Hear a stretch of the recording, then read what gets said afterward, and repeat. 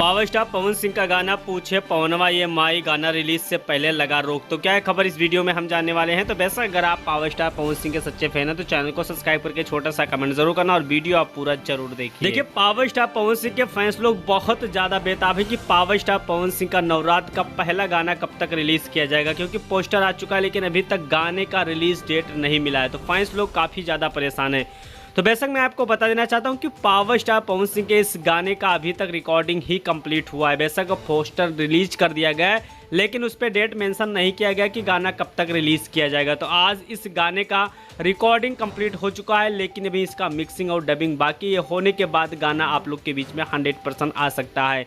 लेकिन सबसे बड़ी चौंका देने वाली दूसरी जो खबर निकल के आ रही है कि पावर स्टार पवन सिंह और ज्योति सिंह के ऊपर जितने भी लोग वीडियो बनाए, फर्जी की वीडियो और टिप्पणी किए हैं, उसको लेकर डिलीट कर दे, क्योंकि पावर स्टार पवन सिंह बिल्कुल एक्शन में आ चुके हैं और उन पे मानहानि का केस भी लग सकता है।